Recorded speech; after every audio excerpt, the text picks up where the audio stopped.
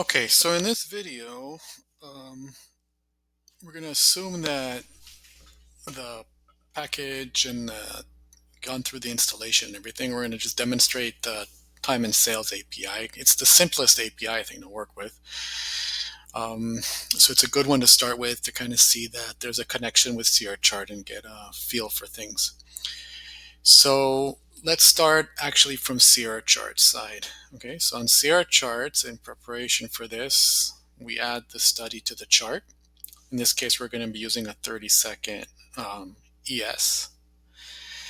And I set the key here to XX. This can be anything that we want. So I'm just setting it here to XX. And that's about it on the CR chart side. What we're going to be looking to do is export receive time and sales info in CR chart, right? So the market's a bit slow right now. It's late in the evening, but basically we're looking to see these records appear in CR chart in Python as they come in through CR chart. So let's go to the Python script. So basically what we're going to do in an outline, we're going to import and create the bridge object. Then we're going to subscribe to time and sales data. We're going to get access to the message queue. This is the queue, let's call this the response queue. This is the queue that we're going to get the time and sales data back from CR right through. And then we're going to go into a while loop and wait for messages. And print them out. Okay, so let's do that. So the first thing you want to do is import and create the bridge. So normally these scripts are going to start with something that looks like this from trade29 dot trade29 dot CR chart dot bridge import SCR chart bridge, okay, which is really the object that we're looking for. Then I could do bridge equals CR chart bridge, and I have a bridge object.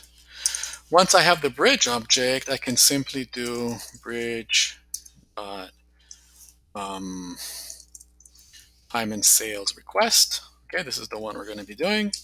And this is a simple one. All it has is really the key as a parameter. So this key is going to match up with this key, right? Because we want to grab data from this chart. So let's go back to the script. We're going to get it from here. Did that. Next, get access to the response queue, right? So messages equals, get this from the bridge as well, get response queue. So this gives us the queue on which the messages are going to arrive for us. So basically this makes the request from CR charts. Once this request arrives in CR charts is going to start sending back time and sales messages, which we're going to receive through this queue.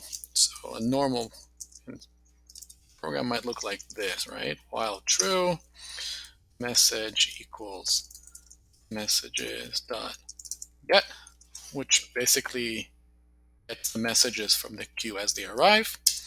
And then we can do print message. Now message has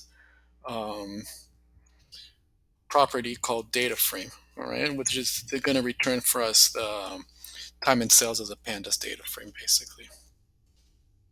Okay, so that's basically it. Let's run this. All right, so basically what we're seeing, not basically, but we're seeing is time and sales data coming in. Let's get this onto one screen.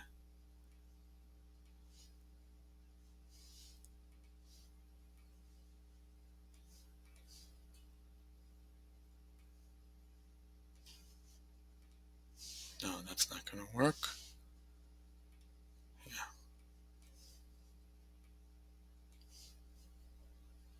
There we go. So on the CR chart side, we can see new trades coming in, and then as they come in here, right, 439675, you're going to see the values up here. Just got a bid trade, volume 26. You can see that here on the left, on the right, sorry. 14 and 31,